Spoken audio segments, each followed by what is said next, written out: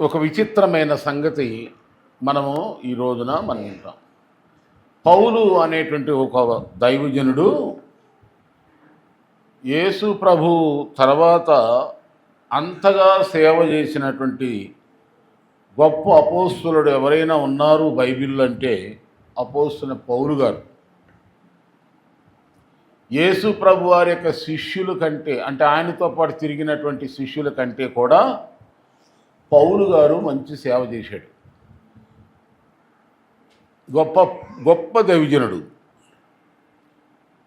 ఒకప్పుడు తెలియనప్పుడు, యేసు ప్రభు అంటే తెలియనప్పుడు సంఘాలను హింసించాడు, క్రైస్తవుల్ని అంతం చేశాడు, చాలా చాలా నష్టాలు కష్టాలు కలిగించాడు. కానీ యేసుక్రీస్తు ప్రభు వారు ఆయన్ని దర్శించిన తర్వాత తన బ్రతుకు మారిపోయి ఎంతోమందిని మార్చుతున్నప్పుడు ఆయన్ని కొరడాలతో కొట్టారు, చచ్చిపోయాడని వదిలేశారు, భయంకరమైన రాళ్ల దెబ్బలు, ఇక అవమానాలు, నిందలు అంటే చెప్పనక్కర్లేదు, అన్ని కష్టాలు అనిపిస్తూ దేవుని పరిచయం చేస్తున్నటువంటి ఆ దైవజనుడు ఒక విచిత్రమైన బాధతో దేవునికి ప్రార్థన చేస్తున్నాడు. తనకు బాధ కలిగింది.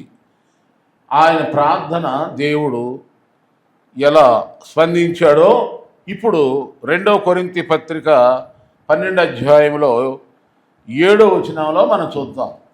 2 కొరింథీ పత్రిక 12వ అధ్యాయం 7వ వచనంలో, నాకు కలిగిన ప్రత్యక్షతలో అనేకమై ఉండటం వలన, బహుశేషంగా ఉండటం, నేను అత్యధికంగా ఇచ్చింపబడకుండా నిమిత్తం నన్ను నలగొట్టకు సాతానుని దూతగా ఉంచబడిను, దాన్ని తొలగించమని, నా యొద్ద నుండి తొలగించమని నేను ముమ్మారు దేవుణ్ణి వేడుకున్నాను. కానీ దేవుడు ఏమన్నాడంటే, నా కృప నీకున్నది, దాన్ని నేను తొలగించనన్నాడు. ఇంత ప్రార్థన చేసినటువంటి, ఇంత సేవ చేసినటువంటి ఎంతో మందికి స్వస్థత తన ద్వారా కలిగింది. ఆయన వెళుతూ ఉంటే దారితో నీడ పడితే రోగులు బాగుపడేవాడు, చచ్చినోడు బతికారు. కానీ ఈయనకి ఒక బాధ, శరీరంలో ఒక ముళ్ళుగా దయ్యం దూతగా ఉంచబడింది. దాన్ని తొలగించాలని దేవుణ్ణి వేడుకుంటే దేవుడు ఏమంటాడంటే, దాన్ని తొలగించను, నా కృప నీకు ఉందలే, దాన్ని తొలగించమని అడగమాక అంటున్నాడు. వినండి, దైవజనుడు ఏమంటున్నాడు, ప్రార్థన ఏమని చేసుకుంటున్నాడు, నా శరీరంలో సైతాన్ని దూతగా పెట్టేవయ్యా, దాన్ని తొలగించయ్యా అని అడుగుతున్నాడు. దేవుడు ఏమంటున్నాడు, నా కృప నీకుందలే, నా కృప నీకుందలే, దాన్ని తొలగించను అన్నాడు. ఇక విచిత్రమైనటువంటి అనుభవాన్ని ఇక్కడ మనం ఎదుర్కొంటున్నాం, చూస్తున్నాం. ఇంత ప్రార్థనాపరుడు, ఇంత పరిచర్య చేసిన వాడు, ఇంతగా దేవుని సేవలో వాడబడుతున్న దైవజనుడు శరీరములో సాతానుడు దూతగా ఉంచబడ్డాడు. దాన్ని తొలగించమంటున్నాడు. కానీ దేవుడు దాన్ని తొలగించమని ప్రార్థన చేస్తున్నాడు. కానీ దేవుడు, నేను తొలగించను, నా కృప నీకు ఉంది, భయపడమాక అంటాడు. ఏమిటి దీనికి న్యాయం? మనమే ఉన్నాం, ఎంతో రక్షణ పొందాం, బాప్తిసం పొందాం, దేవుని కోసం ఎంతో వైరాగ్యంగా బ్రతుకుతున్నాం. మన శరీరంలోనే, మన కుటుంబంలోనే సాతానుడు ఒక దూతగా దేవుడు పెట్టడం న్యాయమేనా? ఇది వినటానికి బాధగా ఉంది, చెప్పుకోవటానికి చాలా బాధగా ఉంది. కానీ ఇక్కడ దైవజనుల విషయంలో జరుగుతుంది. పౌలు గారి శరీరములో సాతాను నీకు దూతగా ఉంచాడు, దాన్ని తొలగించయా, నీ కొరకు ఎన్నో ప్రయాసాలు పడ్డాను ప్రభా, నా బ్రతుకు నీ కొరకు సమర్పించుకున్నానైనా, బ్రతుకుట క్రీస్తే, చావైతే లాభం అన్నట్టుగా నేను నీ కొరకు సమర్పించుకున్నాను, నన్ను ఆ సాతాను దూత నుండి రక్షించు ప్రభా, దాన్ని తొలగించేయి అని ప్రార్థన చేస్తుంటే దేవుడు అంటున్నాడు, నా కృప నీకు చాలు అంటున్నాడు. ఆలోచిద్దాం. చూడండి, ఎందుకు దేవుడు ఒక భక్తుడిని, ఒక క్రైస్తవుడిని, ఒక జీవితాల్లో ముళ్ళు పెడతాడు, అది కూడా సాతానుని. సాతానుడిని దూతగా పెట్టాడంటే సాతానుడు మంచోడా? సాతానుడు ఎవరు చెప్పండి అసలు? అబద్ధికుడు, అబద్ధమునకు జనకుడు, మోసగాడు, ఇంకా దొంగ, రకరకాలైనటువంటి సైతానుకు ఎన్నో పేర్లు ఉన్నాయి బైబిల్లో. అలాంటి దుష్టుడు, దురాత్ముడిని దేవుడు, అపవాదిని ఆ పౌలు గారి శరీరంలో ఎందుకు పెట్టాడు? అది తొలగించడం దేవునికి ఏమన్నా పెద్ద గొప్ప విషయమా? కాదే. కానీ ఎందుకు పెట్టాడు ఇప్పుడు ఆలోచన చేద్దాం. చూడ మనము మన క్రైస్తవ జీవితాల్లో మనం ఎంతో ప్రార్థనా పరులంగా, ఆత్మపూర్ణులంగా, దేవుడంటే ఎంతో ఆశతో కలిగి ఉంటాం. కానీ ఏదో ఒక ముళ్ళు ప్రతి ఒక్కరికి మనకు ఉంటుంది. ఎలా ఉంటుందో చెప్తా. చూడండి, సాతానుడు ఈ లోకమంతా సైతానుడులో ఉన్నాడు. సాతానుతో నింపబడింది లోకమంతా. అందుకని బైబిల్లో ఏముందంటే, మీలో ఉన్నవాడు లోకములో ఉన్నవానికంటే, అంటే మనలో ఉన్నవాడంటే, లోకములో ఉన్నవాడంటే అపవాది. ఈ సాతానుడు లోకములో ఉన్నదంతా ఏంటి చెప్పండి? శరీరాశ, నేత్రాశ, జీవపటము. అంటే సైతానుడు ఈ 3 విధాలుగా దాడి చేస్తాడు ప్రతి ఒక్కరి మీద. ఇప్పుడు చెప్పండి, సైతానుడు మన మీద కూడా ఉందా లేదా? మన శరీరంలో కూడా ఉన్నాడా లేడా? ఉన్నాడు, మనకు తెలియట్లా. ఎలా ఉన్నాడు? శరీరాశ, నేత్రాశ, జీవపడంబం ద్వారా దయ్యం మనం. శరీరాశ అంటే మీ అందరికీ తెలుసు, నేత్రాశ అంటే తెలుసు, జీవపడంబం అంటే గొప్పతనం, బడాయిపోవడం.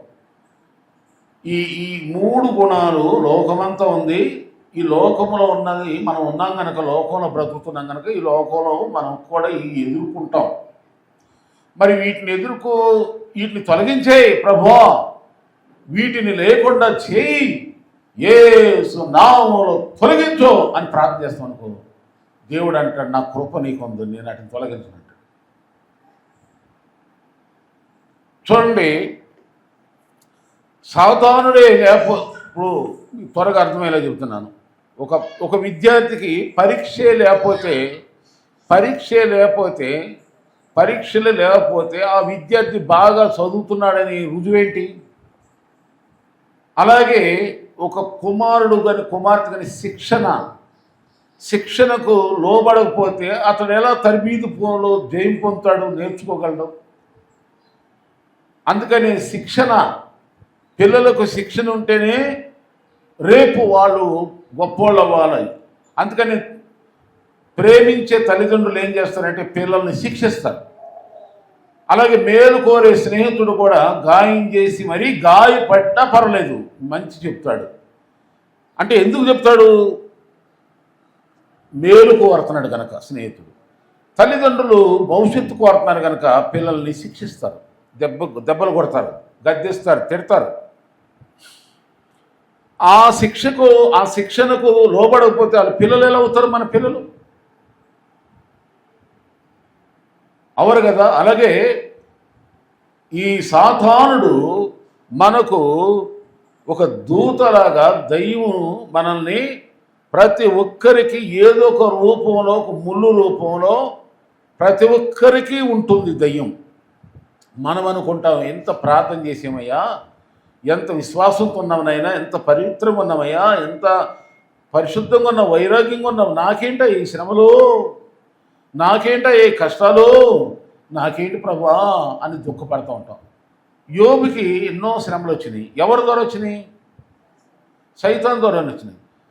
యోబు ప్రార్థన చేశాడు, ప్రభా సైతాన్ని తొలగించి యేసు నామములో తొలగిపో అన్నాడా? అల్లా. సైతాను దేవుని దగ్గరికి వెళ్ళి ఒక పోరాటం పెట్టింది, ఒక పోటీ పెట్టింది. ఏమని? ఇదిగో యోబు అనే భక్తుడు చాలా మంచోడు అంటున్నావు కదా, అతని దగ్గర ఉన్న ఆస్తి అంతా తొలగించేస్తా, అతనికి మీద నాకు పర్మిషన్ ఇస్తే నీ ఎదుటే దేవుని దంటం దయ్యమిల్లి నీ ఎదుటే దూషించి నిన్ను విడిచిపెట్టకపోతే చూసుకో అని దయ్యం వెళ్ళి దేవుని దగ్గర ఏమంటారు దాన్ని, పోటీ బెట్టింగ్ వేసింది. అయితే దేవుడు ఏమన్నాడు తెలుసా? అతడు అలాంటివాడు కాదు, నువ్వేమైనా చేసుకో, అతని ప్రాణం మీద మాత్రం నీకు అధికారం లేదని చెప్పి వదిలేడు. ఆ దయ్యం వెళ్ళింది, ఆస్తిని పిల్లల్ని సర్వనాశనం చేసి తర్వాత తన శరీరంలో కూడా రోగం కలిగించేసి ఇక చూసే వాళ్ళందరికీ యోబు బతకడిక చచ్చిపోతాడనే విధంగా రోగగ్రస్తుడైపోయి భార్య కూడా నీ రోగంతో బతికేకండి సావరా బాబు నువ్వు అని భార్య కూడా చచ్చిపోనని అంతటి బాధలు పెట్టినా కానీ ప్రభువా నేను నీతిమంతుడిని నీ యందు భయభక్తులు కలిగిన వాడని నాకేమిటయ్యా ఈ శ్రమలు, ఈ సైతాన్ని వెలగొట్టలేవా, సైతాన్ని తొలగించలేవా, సాతాన్ని గద్దించలేవా అని ప్రార్థన చేయాలి. అట్లా ప్రార్థన చేయాలి. ప్రభువా ఈ శ్రమలను తట్టుకుని జయం పొందే శక్తిని నాకు దయచేయమని ప్రార్థించాడు. కనుక అమ్మా అసలు దేవుడు ఎందుకు పెట్టాలి యోబుకు ఆ శ్రమలంటే సైతానుడిని సిగ్గుపరచాలంటే యోబు శ్రమల ద్వారా రుజువు అవ్వాలి, తన భక్తి ఏంటో రుజువు అవ్వాలి. మనకి ఏ విధమైన నొప్పి బాధ లేకుండా ఎట్లా విజయం పొందుతాం? మిమ్మల్ని అడుగుతున్నాను, కష్టపడకుండా జీతం వస్తుందా? అలాగే బాగా చదవకుండా పరీక్షల్లో పాస్ అవుతారా పిల్లలు? ఏదైనా సరే శ్రమ లేకుండా సుఖం ఎక్కడ దొరుకుతుంది? ఇదంతా మనం తెలిసిన సత్యమే కదా. అలా భక్తి జీవితంలో, ప్రార్థన జీవితంలో, దైవికమైన జీవితంలో సైతానికి దేవుడికి మధ్యలో మనల్ని దయ్యము మనల్ని ఏదో ఒక బాధకు, ఏదో ఒక శ్రమకు గురి చేసి, ఏదో ఒక శోధనకు గురి చేసి మనల్ని దేవుని నుండి తప్పించాలని, దేవుని దూషింప చేయాలని, దేవుని నుండి వేరు చేయాలని ఏదో ప్రయత్నం చేస్తూ ఉంటుంది. మనం ఏం చేయాలంటే ఈ శ్రమలను తట్టుకునే శక్తి నాకు దయచేయి ప్రభువా. ఈ అందుకని పేతురు భక్తుడు అంటాడు, ఈ శ్రమల ద్వారా, ఈ శోధనల ద్వారా అమూల్యమైన మీ విశ్వాసం అంటే బంగారం లాంటి మీ విశ్వాసం ఇంకా ఇంకా అది మెరుగుపరచబడుతుంది. కనుక ఎవడైనాను శోధనలో శ్రమలో పడ్డప్పుడు బాధపడమాకండి. ఆ శ్రమలను బట్టి మీరేం చేయాలా? సంతోషించండి, ఆనందించండి, దానికి తగిన ఫలం మీకు వస్తుందని. చూడండి, దేవుడు ఎక్కువ కాలం ఎవరిని శ్రమలు పెట్టడు, మహాపెడితే కొద్ది కాలం పెడతాడు. అందుకని మొదట పేతృపత్రిక 5వ చివరిలో పేతృభక్తుడు అంటాడు, కొంచెం కాలం మీరు శ్రమ పడిపోయమంట తానే మిమ్మల్ని బలపరుస్తాడు, స్థిరపరుస్తాడు. కనుక కొంచెం కాలం మీరు ఎవరో తెలియరు కదా. మీ విశ్వాసానికి పరీక్ష, మీ భక్తికి పరీక్ష, మీ ప్రార్థనకు పరీక్ష, దేవుని ఎడల మీకున్న నమ్మకానికి ఒక పరీక్ష సాతానుడు పెడతాడు. కనుక అపోస్తలుడైన పౌలు గారి శరీరంలో కూడా ఒక ముళ్ళు పెట్టాడు. దానికి పొమ్మనంటే పోగొట్టయ్యాలి ప్రభు అని అంటే, నా కృప నీకుంది అది వెళ్ళదు అని చెప్పి సైతానుడే సిగ్గుపడి పౌలు జోలికి వెళ్ళకుండా ఎందుకు వెళ్ళాను రాబో, నా పని ఎంత ప్రయత్నం చేసినా ఎంతగా నేను శోధించినా కానీ పౌలు గారు ప్రభు కొరకు చనిపోవటక్కడ ఇష్టపడ్డాడు, కానీ సాతానుకు మాత్రం ఆయన లొంగలేదు. మనం కూడా ఈ అంత్య దినాల్లో ఇలాంటి పరీక్షలే మనం ఎదుర్కొంటూ ఉంటాం. ప్రభువా అయ్యా ఇదిగో నాయన ఈ పాపమును, ఈ పాపిష్టుల్ని నాశనం చేయను అని మన ప్రార్థించదు. ఆ పాపిష్టులు ఉంటేనే నువ్వు ఎవరో తెలుసుద్ది అక్కడ. చూడండి, మనకు వీధుల్లో కానీ మన చుట్టుపక్కల మన బంధువులు స్నేహితుల మధ్యలో కానీ ఎవరో ఒకరు ఉంటారు మన బాధ పెట్టేవాళ్ళు, శోధించేవాడు, వేధించేవాడు, కంపెనీలోనూ డ్యూటీలోనూ ఎక్కడ కూడా చోట మనకు ఉంటారు. ప్రభువా ఇదిగో వాళ్ళు నాశనం చేసి అని అంటే దేవుడు నాశనం చేయదు ప్రభు, వాళ్ళు ఉండాలి, వాళ్ళు ఉంటేనే నువ్వెవరో నాకు అర్థమైంది. అయ్యా యేసయ్యా, యోసేపు అన్నదమ్ములు తిడుతున్నారు, ఒరే కళ్ళలు కనివాడా, కళ్ళలు కనివాడా. దేవుడు చూపిస్తున్న కళలు చెప్తుంటే వాళ్ళు ఏమంటున్నారు? అపహాస్యం చేస్తున్నారు, ఏళన చేస్తున్నారు. అప్పుడు ఆయన ప్రార్థన ఇలా చేయొచ్చు, ప్రభువా నీవు చూపించే కళ చెప్తుంటే వీళ్ళు నన్ను ఏళన చేస్తున్నారు, నన్ను గుంటలో కూడా చేస్తున్నారు, అమ్మేస్తారు, యేసు నామములో వాళ్ళు నాశనం అన్న ప్రార్థన చేయాలి. ఏమని ప్రార్థన చేశాడు? ప్రభువా నీవిచ్చిన దర్శనం నెరవేరే వరకు, ఆ కలబావు నెరవేరే వరకు నన్ను ఓర్పులో నేర్పుతో నన్ను కాపాడు ప్రభు, ఓర్చుకునే కృప నాకు దయచేయను అని ప్రార్థన చేశాను. కనుక ఇప్పుడు అయ్యా మా వీధిలో లేకపోతే మా ఊరిలో ఇదిగో వైన్ షాప్ ఉంది, ఆ వైన్ షాప్ ఉండబట్టి నేను తాగుడు మానలేకపోతున్నాను అని అంటాడు అనుకోండి ఒక వ్యక్తి. అని ప్రార్థన చేస్తాడు ఒకవేళ సుమారు ప్రార్థన, ప్రభా మా ఊరిలో ఈ వైన్ షాప్ తొలగిపోను కాక క్రీస్తున్నాము. ఆ వైన్ షాప్ పెట్టినోడికి ఏదో ఒక జబ్బు రావాలి, పోవాలి, నష్టపోవాలని ప్రార్థన చేశాడు. దేవుడు అంటాడు, లేదు రా ఆయన వైన్ షాప్ ఉండాలి, వైన్ షాప్ ఉండాలి. ఎందుకు ఉండాలి? అది నీకొక పరీక్ష. ఇప్పుడు అది లేకపోతే ఎవరు తాగరు, అది ఉంది కాబట్టి తాగేవాడు తాగుతారు, నువ్వు తాగమాక. పరీక్ష. నీకెవరో శోధిస్తున్నారు, ఏదో ఒక విధంగా నేను పీడిస్తున్నారు, ఆ పీడించేవాళ్ళు పోవాలి, నాశనం అవ్వాలి అని ప్రార్థన చేయకూడదు. ఆ శోధనలను, ఆ పరీక్షలను, ఆ యొక్క అగ్ని బాణములను చల్లార్చే దేవుని శక్తితో నువ్వు నింపబడి జయం పొందాలి. ఆమె షడ్రకు మెషక్ అబేద్నెగోలు అగ్నిగుండము చల్లార్చే ప్రభు, అన్యాయంగా అగ్నిగుండంలో పడేస్తున్నారు ప్రభు. ఏమిటి నాయన ఈ అగ్నిగుండంలోకి వేస్తానంటాను, మేమేం తప్పు తెచ్చామని అట్లా అడగలేదు. అగ్నిగుండం మేము నశించిపోతాం కానీ అన్నారా లేదా? వాళ్ళు అలా ప్రార్థన చేయాలి. సింహాలు బోను, సింహాల నోరు ముయ్యి అని ప్రార్థన చేయాలి. అక్కడ దేవుడు శక్తి ఏదో నీ ద్వారా రుజువు చేయాలని కొన్ని శ్రమలకు, కొన్ని కొదవలకు, కొన్ని పరీక్షలకు మనుషుల ద్వారా, లోకము ద్వారా, అలాగే నీ శరీరం ద్వారా కొన్ని పరీక్షలు నీకు ఎదురుపడతాయి. ఎదురుపడ్డప్పుడు ఇవి నాకెందుకు వచ్చినా బాధపడకూడదు. ప్రియులారా, మన కుటుంబంలో పిల్లల ద్వారా, లేక బయట వాళ్ళ ద్వారా, భర్త ద్వారా భార్య ద్వారా భర్త, ఏదో ఒక విధమైన ముళ్ళు మనకు పెడతాడు దేవుడు.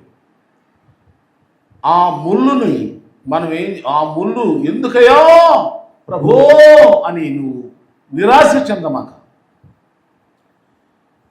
దేవుడు కృప నిన్ను బలపరుస్తుంది కనుక.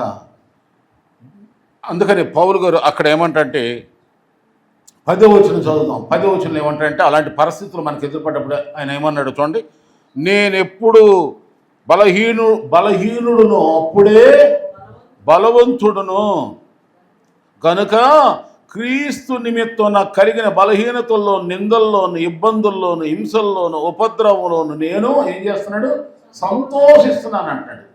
కనుక బాధపడమాకండి. అంత గొప్ప దైవజనుడికే శరీరంలో ఒక ముళ్ళు, మన శరీరంలో కూడా ఒక ముళ్ళు దేవుడు పెడతాడు. ఎందుకనగా మనం ఎవరమో రుజువు అవ్వటానికి. మనం ఎవరమో మనల్ని పరీక్షిస్తున్నా అంటే సైతానుడే. ఎవరో ఒకళ్ళ ద్వారా, ఇంట్లోనూ బయట ద్వారాను, ఎవరో ఒకళ్ళ ద్వారా ఏదో ఒక నొప్పి, ఏదో ఒక వేదన, ఏదో ఒక హింస, ఏదో ఒక ఇబ్బంది, ఏదో ఒక నింద, ఏదో ఒక ఉపద్రవం, ఊహించని బాధలు ఎదురవుతాయి. బాధపడమాకండి. ప్రభా వీటిని తట్టుకునేలాగా నీ కృప నాకు దయచేయండియా. నీవు నన్ను బలపరిస్తే ఇవి ఏ పాటినైనా కొంచెం కాలం ఉండి ఈ తృణమాత్రపు శ్రమలను చూసి నేను బెదరకుండా, ప్రార్థనలో కృంగిపోకుండా, ఆత్మీయతగా జారిపోకుండా ప్రభా నేను ఇంకా లేవనెత్తబడి ఇంకా నీకు ఇష్టలుగా నన్ను చెయ్యా అని నువ్వు ప్రార్థన చేస్తే, ఏ శోధన అయితే వచ్చిందో, ఏ ముళ్ళుతో సైతానుడు బాధపెడుతున్నా ఆ సైతానుడు సిగ్గుపడిపోతాడు, ఆ అపవాది పారిపోతాడు.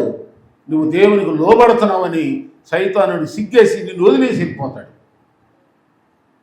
ఇది ప్రతి ఒక్కరూ కూడా ఈ మర్మాన్ని, రహస్యాన్ని గమనించుకుని విశ్వాసం దేవుని బిడ్డలారా బాధపడమాకండి. అయ్యో ఏంటయ్యా అని అనమాకండి. ప్రభా నీ చిత్తమే జరుగునుగాక, నేను ఓర్చుకునే కృప నాకు ఇవ్వు. ఎలాంటి హింసలైనా, ఎలాంటి నిందలైనా, ఎలాంటి బాధలైనా, ఎలాంటి ఉపద్రవాలైనా, ఇబ్బందులైనా సరే నేను నీ మహిమ కొరకు నిలబడే బిడ్డగా నన్ను ఆశీర్వదించంటే, దేవుడు 100 2 ఆశీర్వించిన దేవుడు నిన్ను కూడా అందరిని, మన పితరులను నిన్ను ఆశీర్వించి నిన్ను బలపరిచి, నీవు ఎక్కడైతే బాధలు అనుభవించో, నిందలు అనుభవించో, హింసలను, దానికి 100 దీవెనలో నువ్వు పొందుకు తీరుతావు. కనుక బాధపడినాను.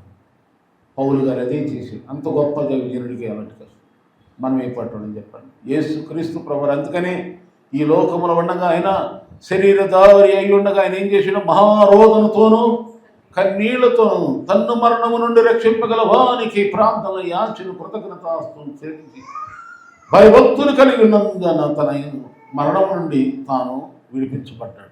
అలాంటి ఆయనకి గొప్ప దేవునికి లోకము శ్రమలు తప్పలేదే. నీవు నేను ఏ పట్టను.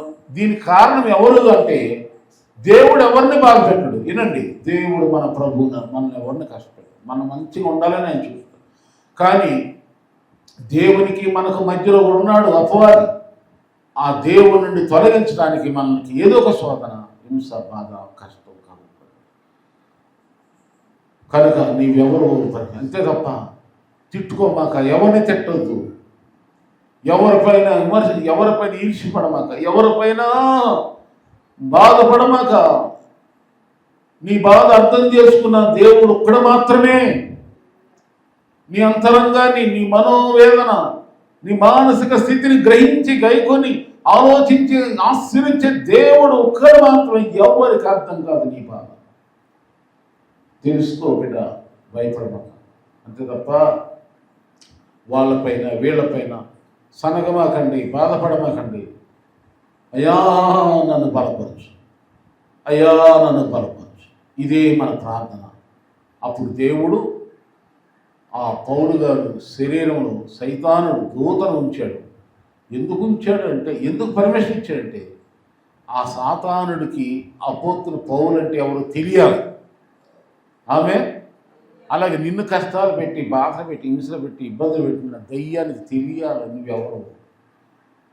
రుజువు అవ్వటానికి దేవుడు అనుమతిస్తాడమ్మా. అందుకే ఆ రుజువు పరిచే నీవెవరు అందరూ ఎంత సమాజం ఎంత బంధువులు స్నేహితులు అందరూ నీ గొప్పతనం, నీ విలువ ఏంటో తెలియజేయటానికి దేవుడు అగ్ని వంటి పరీక్షలు పెడతాడు. శ్రమలు వస్తాయి, జయించు, శ్రమలను జయించు.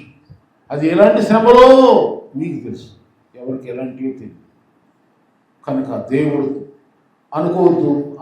మనం ఏమనుకుంటాం, నాకే ఈ శ్రమలు అనుకుంటాం. అది తప్పు. ప్రతి ఒక్కరికి ఒక రూపంలో శ్రమ ఉంటుంది. శ్రమ పరీక్ష, శ్రమలో మనం అతిశయిద్దాం, జయిద్దాం, సంతోషిద్దాం. దేవుడు మీ అందరిని ఆశ్రయించును గాక. ఆమేన్.